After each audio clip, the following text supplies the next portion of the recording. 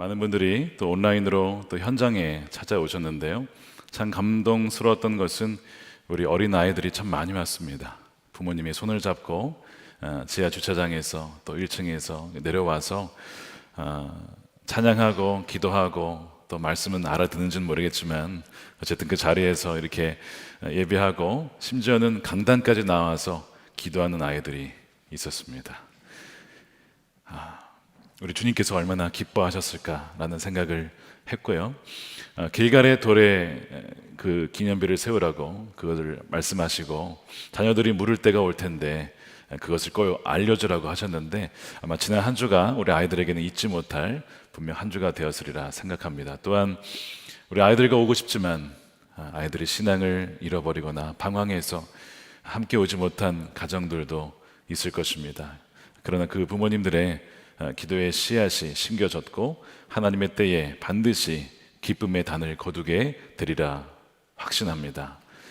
그런 한 주간을 또 보내게 됨을 하나님께 감사를 드립니다. 하나님께서 시대를 전환시키는 이 시점 가운데 우리를 부르셨습니다.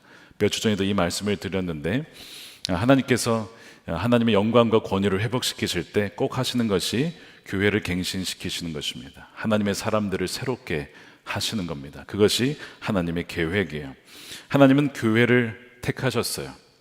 하나님은 다른 세상의 기관, 동사무소나 구청이나 다 중요하지만 다른 기관이 아니라 교회를 통해서 이 세상에 하나님의 임재를 드러내시고자 하나님은 계획하셨습니다. 에베소서 1장 22절, 23절 말씀을 메시지 성경으로 읽으면 이렇게 되어 있습니다. 여러분도 알다시피 교회는 세상의 변두리가 아니라 세상의 중심입니다. 교회는 그리스도의 몸입니다. 그분은 교회 안에서 활동하시며 교회를 통해서 만물을 자신의 임재로 가득히 채우십니다. 하나님께서는 이 깨어진 세상, 죽음과 전쟁과 고통과 눈물 속에 있는 세상을 회복시키기 위해서 먼저 교회를 세우시고 하나님께서 이 교회를 갱신시키신다는 것이죠. 그래서 그분의 영광을 회복시키기 위해서 이 교회를 자기 앞에 거룩하고 흠이 없는 영광스러운 교회, 영광스러운 교회로 세우신다는 거예요. 그것이 에베소서 5장 말씀입니다. 5장 26절에 이는 곧 교회를 물로 씻어 말씀으로 깨끗하게 하사 거룩하게 하시고 자기 앞에 영광스러운 교회로 세우사 티나 주름 잡힌 것이나 이런 것들이 없이 거룩하고 흠이 없게 하려 하심이라. 교회가 때로는 하나님의 그 은혜를 저버리고 마치 고멜과 같이 창녀와 같은 모습으로 이 남자 저 남자를 기웃거리며 그렇게 살아가는 교회의 모습이 있지만 그러나 여전히 하나님은 이 교회를 포기하지 않고 교회를 자기의 신부라고 부르시고 자기의 정결한 자로 깨끗하게 하시고 정결케 함으로써 영광스러운 교회, 영광스러운 신부의 모습으로 저와 여러분들을 그렇게 빚어 가신다는 것입니다. 그래서 선교 이전에 반드시 있어야 되는 것이 뭐냐면 성결입니다. 성결 없이는 선교는 불가능하기 때문에 그래요. 지금까지 교회의 역사는 이런 식으로 흘러왔습니다. 교회를 교회가 주님이 온전히 따르지 않으면서 세상으로 나아갔다가 세상과 완전히 순응해버리고 타협해버리는 교회가 있었어요. 한편으로는 주님을 사랑한다고는 하지만 세상으로 나아가지 않고 그냥 교회 안에만 머물러서 고립되거나 개토화된 교회가 있었습니다. 이것도 성경적인 교회가 아니고 이것도 성경적인 교회가 아닙니다. 그래서 고립되고 개토화된 교회는 주님께서는 박해와 핍박을 허락하셔서 그들을 세상으로 흩어버리셨습니다. 그리고 또한 세상에 순응한 교회는 회개케 하시고 또한 말씀으로 정결케 하여 주셔서 다시 성결하게 하신 후에 세상의 선교적인 기회로 나가게 하십니다. 이것이 부흥과 선교의 역사였습니다. 근데 지금이 바로 지금 주님께서도 그 일을 계속 이루고 계시다는 거죠. 여러분 들으신 분도 계시겠지만 미국의 켄터키 주에 에즈베르 신학교라고 있습니다. 감리교 신학교였다가 지금은 초교파로 바뀌었는데요. 바로 거기에 지금 부흥이 일어나고 있다는 소식입니다. 그래서 해시태그로 에즈베리 리바이벌이라고 치면은 그 관련된 소식들이 나와 있습니다. 어떤 일이 있었냐면 2월 8일 날 그 에즈베리 신학교에 채플 예배가 있었습니다. 한 100여 명의 학생들이 거기에 모였어요. 그때 말씀을 전하신 분이 작 미어크립스라는 분인데 이 목사님께서 행동하는 사랑이라는 제목으로 로마서 12장 말씀을 전하셨습니다. 예배는 보통 1시간 정도 이어지고 끝나게 되는데 이상하게 예배가 끝났지만 학생들이 채플실을 떠나지 않는 겁니다. 계속해서 찬양을 하는 거예요. 기도하는 겁니다. 부둥켜 서로 안고 울며 기도하는 이들이 있었습니다. 거기서 밤을 새고 잠을 자는 이도 있었고 또한 밤새 쉬지 않고 찬양하는 이들이 있었습니다. 수업에 들어갔다가 다시 돌아가야 된다는 마음 때문에 또한 돌아가서 다시 기도하는 이들이 있었습니다. 1000여 명의 사람들이 거기에 모여들어서 계속 그것이 이어지고 있는데 지금까지도 끝나지 않고 있다는 겁니다. 그래서 어제 토요일 CNN 미국 뉴스에 그 에즈베리 리바이벌이 보도가 되었습니다. 이렇게 지금 사람들이 모여서 지금 열흘 이상 끊이지 않는 기도와 찬양이 이어지고 있다는 거예요. 놀라운 일이죠. 그 에즈베리 총장님이 그런 얘기를 했어요. 아직은 이것을 부흥이라고 리바이벌이라고 표현하기에는 좀 이르지만 분명한 것은 에즈베리 어웨이크닝, 에즈베리의 각성이 지금 일어나고 있다. 그러니까 부흥의 초기 단계에는 늘 이 어웨이크닝이라고 하는 각성과 회개와 이런 것들이 일어나거든요. 그것을 그렇게 표현합니다. 그래서 이례적인 현상이지만 분명 하나님의 역사다라고 그렇게 한 것을 보았습니다. 여러분, 이 사건이 무엇을 의미하는 거냐면 하나님의 놀라운 계획이 이루어지고 있다는 겁니다. 하나님의 뜻이 일어나기 전에 하나님 반드시 택하신 이들로 하여금 기도하게 하십니다. 기도는 우리의 소원을 말하는 게 아닙니다. 우리가 원하는 것을 간구하는 것이 아닙니다. 기도는, 성경적인 기도는 하나님의 뜻이 계시가 되면 그것을 가지고 다시 하나님께 올려드리는 것이 성경적인 기도의 순서예요. 그래서 성경적인 기도의 시작은 우리가 아니라 하나님의 뜻으로부터 시작됩니다. 이미 계획하신 하나님의 뜻이 있어요. 그것이 첫 단계고, 두 번째는 그것이 계시가 됩니다. 말씀을 통해서 알려지게 되죠. 3단계가 뭐냐면 그 알려진 계시를 성령을 통해서 깨닫고 기도하여서 다시 그것을 하나님께 올려드리는 단계예요.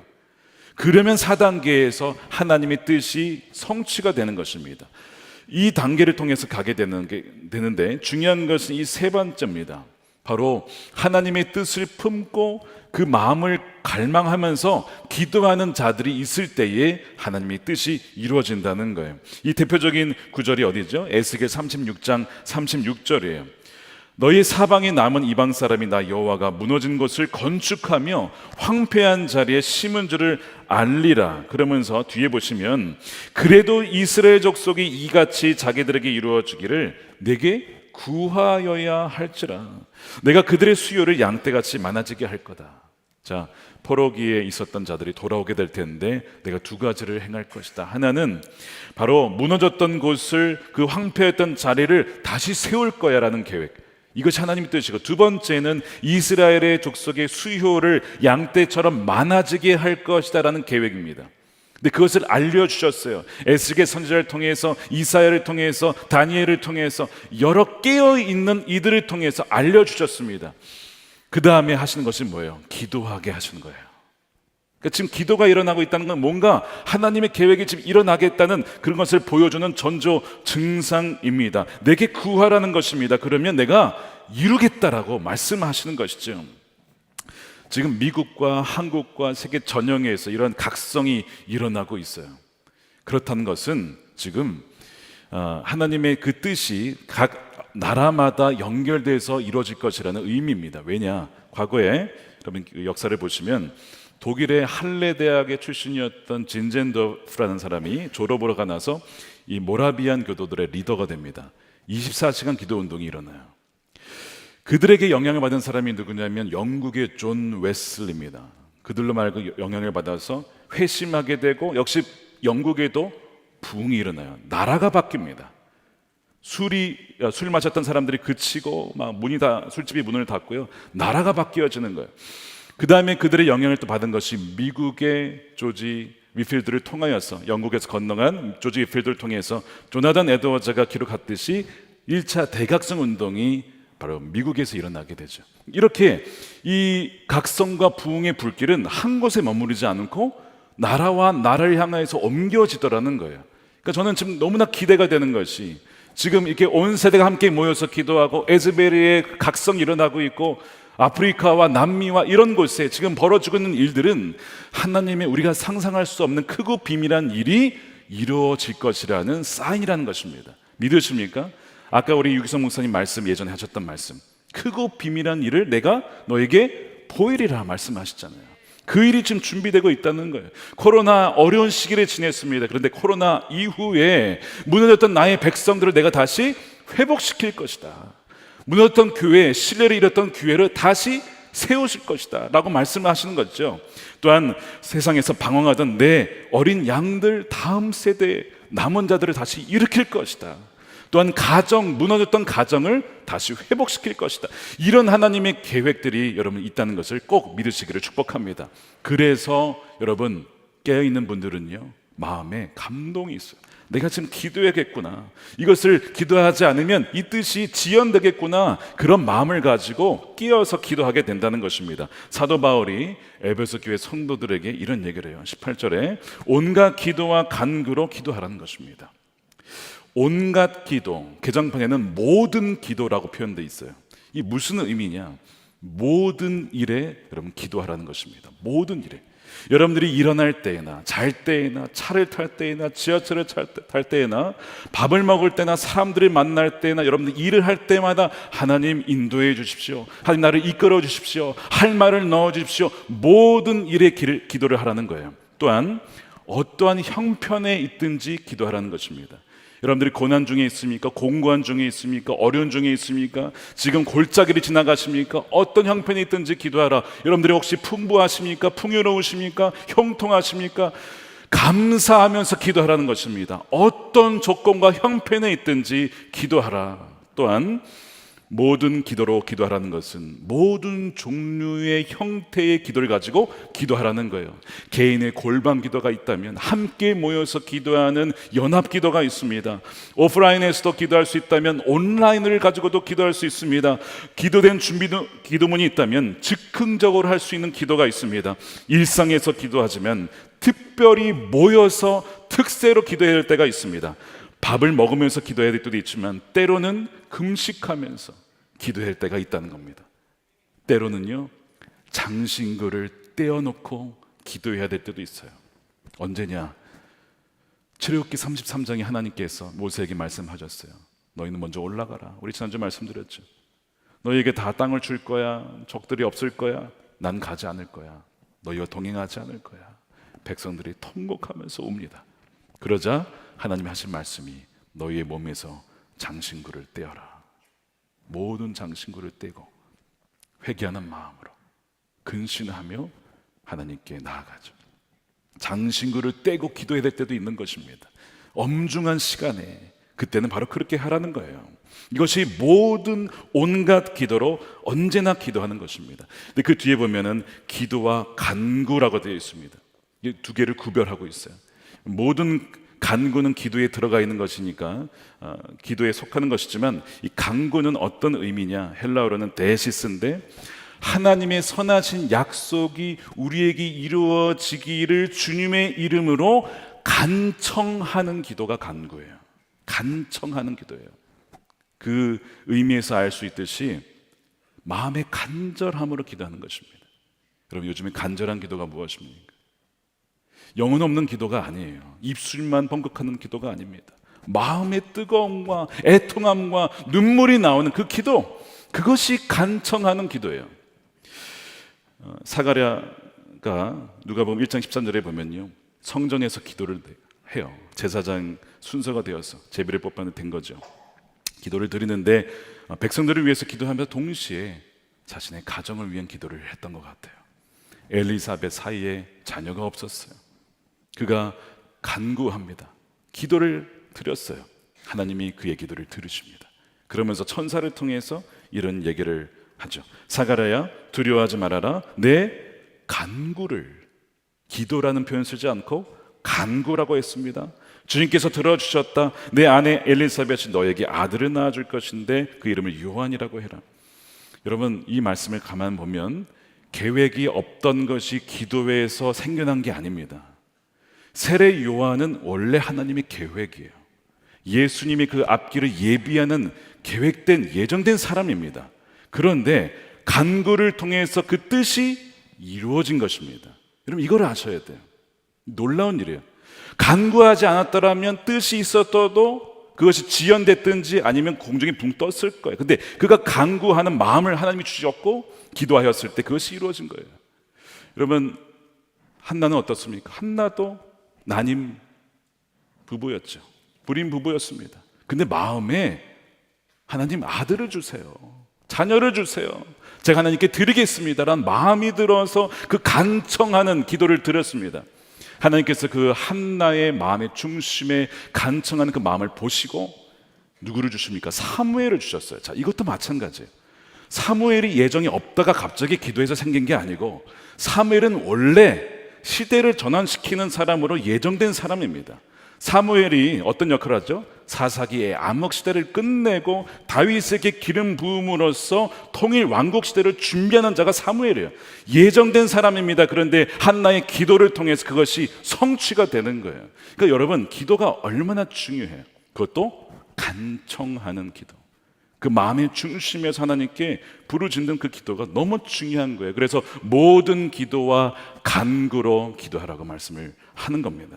근데 더 중요한 부분이 18절에 나와요. 그 뒤에 이렇게 되어 있습니다. 온갖 기도와 간구로 언제나 성령 안에서 기도하십시오. 이 성령 안에서 기도하는 것이 기도의 내적인 원리입니다. 효과적인 응답받는, 절대 실패하지 않는 기도의 원리가 뭐냐면 성령 안에서 드리는 기도예요. 그러니까 우리가 이 성령 안에서 기도하는 법을 배우지 못하면요, 기도의 응답을 잘 누리지 못하거나 엉뚱하게 기도하게 되는 것입니다. 성령의 도움 없이는 우리는 효과적으로 기도할 수 없어요. 이것이 무슨 의미냐? 성령 안에서 기도한다는 것은 성령과 또한 우리의 영이 함께 기도하는 거예요. 성령께서 인도해 주셔서 우리의 마음 가운데 어떤 기도의 갈망을 주셔서 우리의 영이 그 성령과 함께 기도하는 것이 성령 안에서 기도하는 것입니다. 이렇게 기도하는 건요, 여러분 100% 응답받는 기도 같아요. 왜냐하면 하나님의 뜻이 주어져서 그것을 기도하게 함으로써 이루어지기 때문에 반드시 이루어지는 거예요. 여기에는 실패가 없는 것입니다. 성령 안에서 기도하라는 거예요. 자, 그래서 로마서 8장에 보면 이런 말씀이 나오죠. 26절에 우리는 무엇을 위해 기도할지 알지 못하지만 성령께서 말할 수 없는 탄식으로 우리 안에서 우리 대신 간구하신다라고 돼 있어요. 성령께서 어떤 마음을 주시냐면 애통하는 마음을 주세요. 뭔가 탄식하는 마음을 주세요. 그것이 기도 제목이에요. 그것이 하나님께서 이루시고자 하는 어떤 일입니다. 그것을 붙잡고 믿음으로 기도할 때에 반드시 그 기도는 이루어지게 된다는 거예요. 그 갈망이 여러분 있으시냐는 겁니다. 그 하나님의 갈망이 있냐는 거예요. 그것만 생각하면 눈물이 나고 그것만 생각하면 마음이 뜨거워지는 그 기도가 있느냐는 겁니다. 어제 은천장학회 장학 수여식이 있었어요. 수혜자들, 우리 학생들이 쫙 앉아서 본인이 기도하면서 받은 비전과 또 감사의 마음을 전하는 시간이 있었는데 쭉 한 사람씩 나누다가 마지막에 한 자매님이 그런 얘기를 하는 거예요. 자기가 대학을 졸업을 하고 이제 중국을 갔는데 북한 땅을 보게 된 거예요. 그 북한 땅을 그냥 봤는데 마음의 애통함과 그 아버지의 하나님 마음이 막 느껴지더라는 거예요. 그러면서 막 울면서 애통하면서 기도하는 가운데 주님이 주신 마음이 너 선교 준비해라, 너 훈련 받아야 된다, 이제 때가 열릴 거야. 그래서 선교 훈련을 받고 북한 관련된 그 사역하는 곳에 지금 자기가 훈련을 받고 있다는 이야기를 하는데 그냥 하는 게 아니고요, 그 감동 중에 눈물을 흘리면서 나눈 거예요. 사실 뭐 장학금 수여식이 뭐 그렇게 뭐 눈물을 흘릴 그런 공간은 아닌데 왜 그 자매에게 저런 애통함과 눈물이 있을까? 하나님의 눈물입니다. 하나님의 마음이에요. 그것을 그 자매가 받았기 때문에 그것을 가지고 기도를 하는 것이죠. 저는 그것을 보면서 하나님이 그 자매를 통해서 역사하시겠다라는 그 마음이 들었어요. 근데 여러분, 그분만이 그런 게 아니라 지금 우리 교회에도 그런 분들이 참 많습니다. 하나님 저에게 이런 마음을 주셨어요 하면서 저에게 얘기해 주는 분들이 많아요. 여러분, 그것이 하나님 아버지의 갈망함이에요. 그것이 기도의 눌림이라고 하는 겁니다. 기도의 부담이라고 하는 거예요. 이것은 내가 기도해야 될 것 같아, 어떤 사람이 생각나고 어떤 일을 위해서 기도해야겠다라는 마음이 들 때 여러분 그것이 부담인데 기도하셔야 됩니다. 사도 바울이요, 기도에 눌림이 있었어요. 고린도 후서죠. 11장 28절에 보면요, 이후의 일은 고사하고 아직도 날마다 내 속에 눌리는 일이 있으니 곧 모든 교회를 위하여 염려하는 것이라. 이것은 단지 인간적인 걱정 근심이 아니라 성령께서 근심케 하시고 성령께서 기도하게 하시는 눌림이에요. 왜 그러냐면 그 교회에, 고린도 교회에 이단들이 침투한 것이죠. 거짓 교사들이 침투해서 소위 지금 신천지와 같은 이들이 들어가서 성도들을 속일 기회를 찾고 있었어요. 게다가 그 중에서 어떤 사람들이 있었냐면 사도 바울이 간교한 속임수로 성도들을 속였다라고 하는 이들이 있었습니다. 성령께서 사도 바울에게 그것을 알게 하셨어요. 지금 고린도 교회를 위해서 기도해야 된다. 그리고 기도하면서 동시에 편지를 다시 쓰게 된 거예요. 그래서 고린도 전서뿐만 아니라 후서를 써서 보내게 된 것이죠. 여러분, 성령의 그 기도의 부담을 여러분 무엇을 느끼고 계세요? 여러분, 그것을 무시하시면 안 돼요. 그 부담이 있으실 때 기도하셔야 됩니다. 저에게 주신 최근의 부담은 여러 가지가 있는데, 제가 이곳에 오자마자 11월 달에 부임했을 때 받은 부담 뭐였냐면 새벽 기도를 위해서 기도해라. 새벽 제단을 쌓는 성도들이 다시 일어날 수 있도록 기도하라. 그 마음을 주셨어요. 그것을 위해서 계속 기도하고 있습니다. 또한 어떤 마음이 있냐면 세대와 세대를 잇는 멘토를 세워라. 그들을 위해서 기도해라. 그 마음을 주시고요. 또 북한에 대한 마음, 또 여러 가지 기도의 부담들이 있어요. 저는 그 마음이 제 마음이 아닌 것을 알아요. 그래서 성령께서 주신 마음이고 하나님께서 이루실 것이기 때문에 저로 하여금 기도케 하신다는 것을 알기 때문에 늘 그것을 위해서 기도하는데, 저는 지난 그 특세를 보면서 하나님께서 그것을 지금 응답하고 계시구나 하는 것을 보게 되어서 또 한편으로는 너무나 감사한 한 주였습니다. 여러분들이 지금 느끼시는 성령의 그 기도의 부담은 무엇입니까? 여러분, 그것을 소멸시키지 마십시오. 소멸하면요, 이제 여러분들에게 말씀하지 않으실 수 있어요. 엘리 제사장처럼 한때 주님과 교제하였지만 더 이상 어느 순간 말씀하실 수 없어서 이제는 내가 사무엘에게 말해야겠다. 여러분, 그렇게 돼서는 안 되잖아요. 그러니까 여러분들 마음에 지금 누가 생각이 나신다면, 어떤 일이 생각이 나서 기도해야 된다라는 생각이 든다면 그것이 성령의 기도의 부담이에요.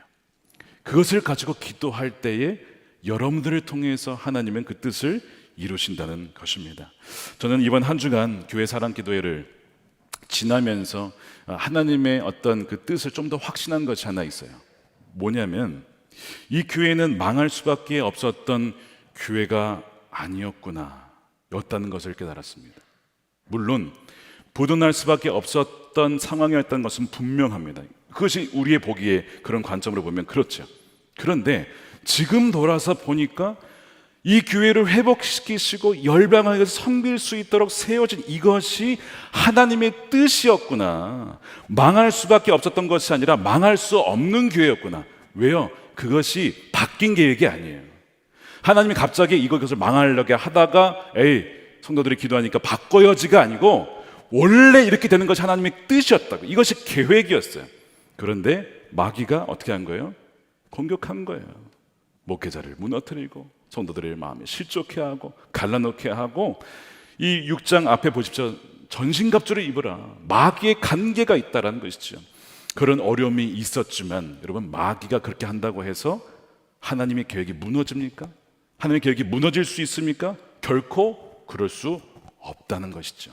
그것을 지난 한 주에 깨달았어요. 바꾼 것이 아니라, 계획을 바꾼 것이 아니라 원래 이것이 하나님의 계획이었고 그 계획을 믿고 기도하며 헌신한 중보 기도자들을 통해서 하나님의 계획이 여기에 이루어진 것이구나. 이것이 믿어진 거예요. 믿으십니까? 그것이 제 마음이 부어졌어요. 얼마나 감사한지 몰라요. 출애굽에 묶여 있었던 이들 죽을 수밖에 없었죠. 그건 맞아요. 근데 그들을 구원하시는 것이 하나님의 계획이었던 것처럼 마찬가지로 이 교회를 살리시고 세우시는 것이 하나님의 계획이었다는 것이죠. 그래서 여러분, 우리 교회의 역사는 무슨 역사죠? 기도의 역사입니다. 기도의 역사. 우리 교회 역사가 혹시 안 보셨다면 예배 마치고 한번 꼭 보시길 바라요. 교회 연역이 쭉 나오면서 마지막에 오는 기도의 역사가 어떻게 발전해 왔는지, 그 기도의 역사가 하나하나 다 나와 있어요. 그리고 예수님과 동행하는 이들로 세워나가는, 온 세가 세워지는 그 놀라운 계획이 지금 아직도 현재 진행형입니다. 그런데 여러분, 이것이 끝이 아니라는 거예요. 제가 기도하는 가운데 여호수아 말씀으로 제가 시작을 하고 있잖아요. 근데 이제 내년에 다윗에 대한 말씀을 할 건데, 저에게 왜 여호수아와 다윗을 주님 마음을 자꾸 주십니까? 여호수아와 다윗이 무슨 관계입니까? 기도하는 가운데 주신 마음이 있었어요. 뭐냐면 여호수아는 약속의 땅을 성취한 자입니다. 그렇죠? 거기에 점령해서 전체를 다 장악을 했잖아요. 그것이 여호수아예요. 다윗은 통일 왕국을 이룬 세대입니다. 이 공통점이 있는 거예요. 그래서 그 마음을 가지고 기도하다가 든 마음이 뭔지 아세요? 원 코리아죠. 원 코리아. 북한에 대한 마음, 통일에 대한 마음이 이제 정말 임박해 있구나.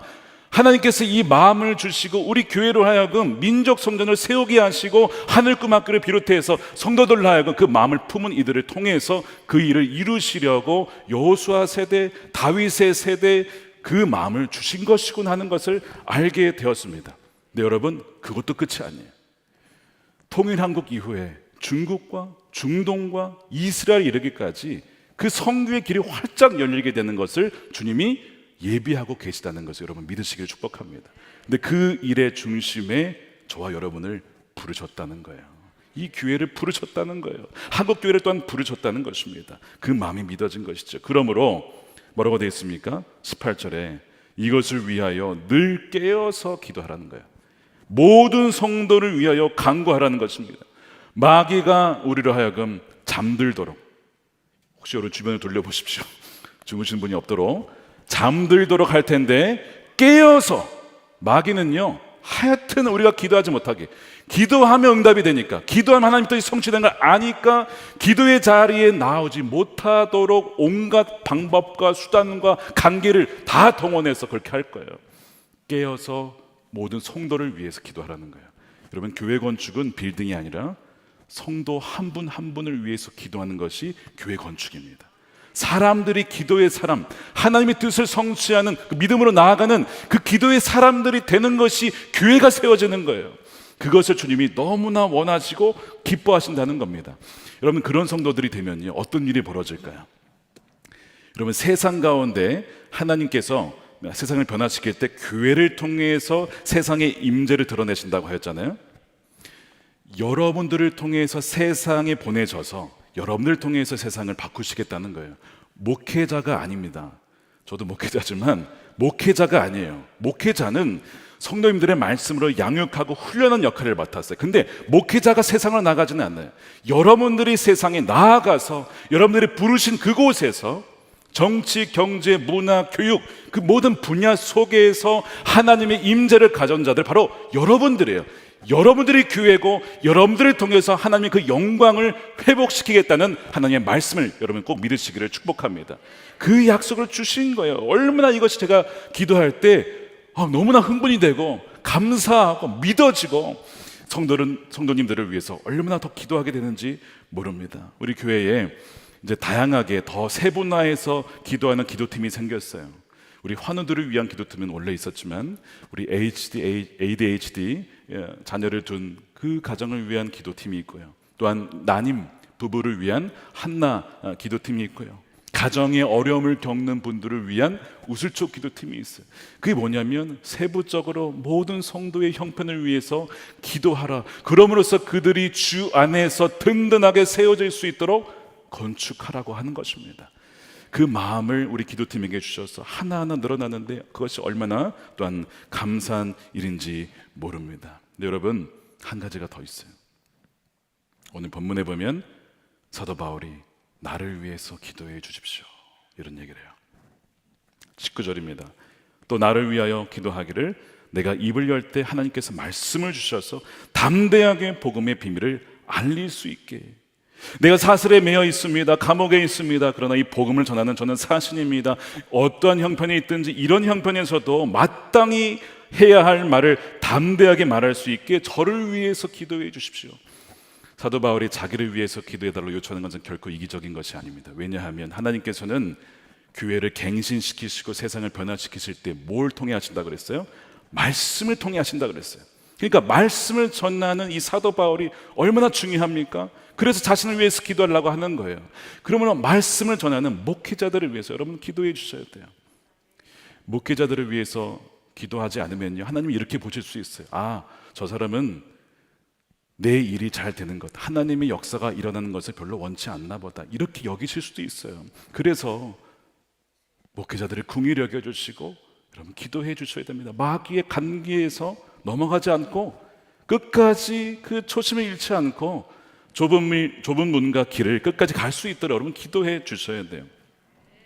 예수님의 사역이 얼마나 고달프셨던지 30 좀 넘으셨는데 요한복음 8장에 보니까 대화를 하다가 사람들이 그런 얘기를 해요. 내가 아직 쉰이 되지 못했는데 이런 얘기를 하냐, 뭐 이런 얘기를 하거든요. 그게 무슨 얘기냐면 겉으로 보기에는 거의 50에 가까운 것처럼 보였다는 거예요.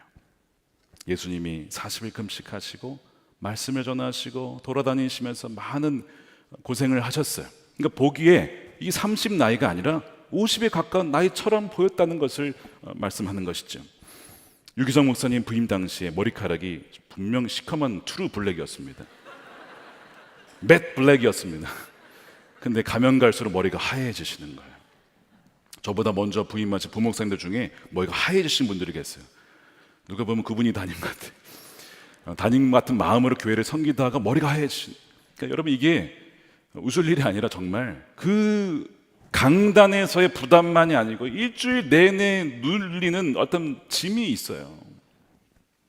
목회를 하다 보면요, 한 영혼을 위해서 기도하다가 아, 이 영혼이 거듭나겠구나, 이제 출산을 하겠구나 하는데 사산이 되는 경우를 봐요. 사산이 되는 경우를 보면 얼마나 마음이 아픈지 몰라요.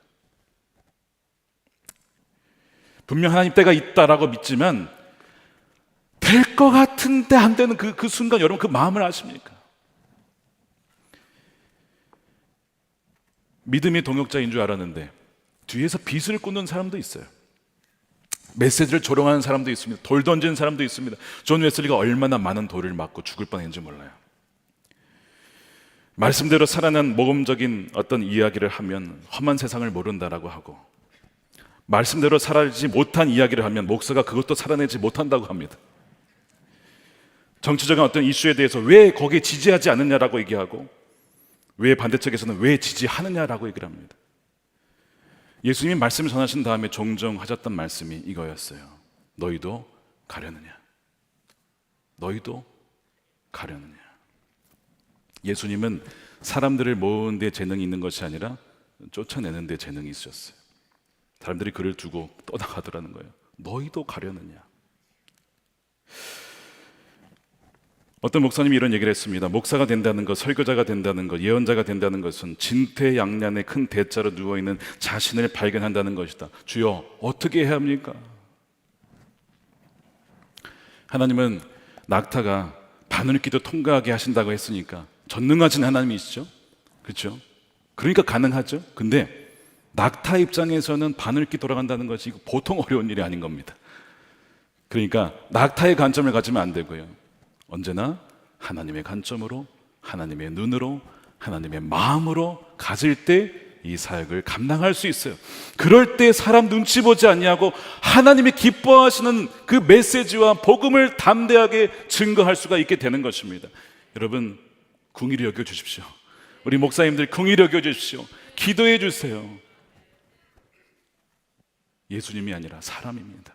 연약한 사람이에요. 근데 여러분들이 기도해 주실 때 담대하게 복음을 증거하고, 그럴 때 그 말씀을 통해서 거룩한 주의 백성들이 세워지고 흠도 없고 또한 주름도 없는 영광스러운 교회가 세워질 것입니다.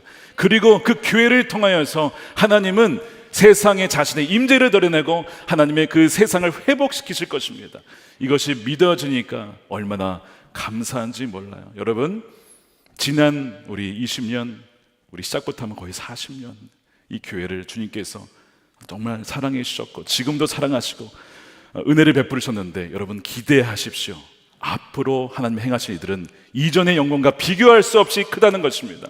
그것이 믿어지기 때문에 여러분 마음에 갈망이 드신 분들은 여러분 기도의 자리로 나오셔서 기도로 성전을 계속해서 건축해 가십시다. 그러면 저와 여러분들을 통해서 하나님의 영광이 이 땅 가운데 드러나고 다시 그 주님께서 다시 오실 때에 어느 한 명도 예외 없이 흰 옷을 입고 주님을 마주하게 되는 그 놀라운 영광을 보게 될 줄로 믿습니다. 그 은혜를 누리는 저 여러분들의 삶이 되시기를, 여러분들의 자녀가 되시기를 주의 이름으로 축원드립니다. 우리 함께 기도하겠습니다. 우리 두 가지 놓고 기도했으면 좋겠습니다. 첫 번째는 하나님 정말 감사합니다. 하나님 은혜에 감사합니다.